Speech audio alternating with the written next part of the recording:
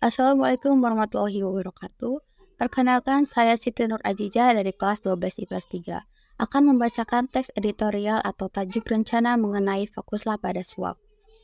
Penelusuran harian ini soal masih maraknya suap dalam uji. Kir kendaraan bermotor menandakan suap adalah masalah bangsa yang belum terselesaikan. Suap adalah praktik korupsi purba yang sudah dikenal sejak masa VOC. Bahkan, kehancuran kongsi dagang Belanda itu pada akhir abad ke-18 juga digerogoti oleh korupsi yang akut. Duku Imam Widodo, penulis Surabaya Tempo dulu, menulis Nicholas Engelhardt, Gubernur Pantai Timur Jawa pada 1805, menjadi kaya raya karena sogokan atau upeti orang-orang pribumi yang menginginkan jabatan. Korupsi mengkorupsi Indonesia 2009. Melihat jejak korupsi di Indonesia sebenarnya telah berakar jauh dalam keseharian. Praktik upeti, suap, korupsi, komisi, atau yang lebih kekinian, gratifikasi masih mengakar kendati sistem politik beralih dari era penjajahan ke era demokrasi. Upaya untuk mengatasi korupsi sudah sering dilakukan, tetapi belum berhasil. Harian Bintang Timur pada tahun 1953 menulis gerakan anti korupsi berdiri di Jakarta. Kemudian Harian Mustika pada Agustus 1955 menulis dengan judul besar ke arah pemberantasan korupsi, tenaga akuntan dikerahkan untuk melakukan pemeriksaan. Sudah 65 tahun lebih bangsa ini memerangi korupsi, tetapi korupsi belum juga inyah dari bumi ini. Melihat peta korupsi di Indonesia, apakah dalam layanan publik atau praktik menerima komisi atau gratifikasi adalah praktik suap. Publik pun memandang bahwa mayoritas dari korupsi adalah suap. Suap telah memperkaya orang yang menerimanya.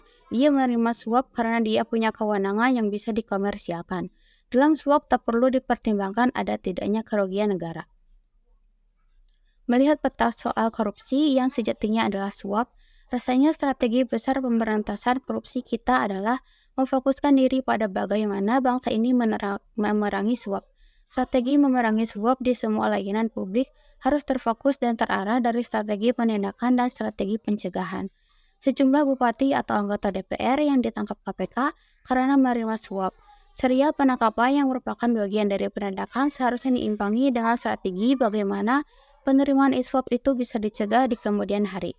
Harus ada langkah komprehensif dan kampanye nasional untuk memerangi suap dari pembina nasional, dan bagaimana upaya untuk mencegah suap terjadi dan terjadi lagi. Memberantas suap tidak boleh hanya seremoni belaka. Presiden Joko Widodo memang telah membentuk tim sabar pungli yang dipimpin Menko Polhukam Wiranto. Tetapi kini tak terdengar lagi aktivitasnya. Manfaatkan momentum penangkapan anggota DPR, Eni Saragih, dan sejumlah pengusaha untuk perang terhadap suap. Kita mendorong KPK menelusuri suap dari pembukuan pemberi. Dengan penelusuran audit forensik dari sudut pemberi, akan bisa diketahui kemana dana itu mengalir.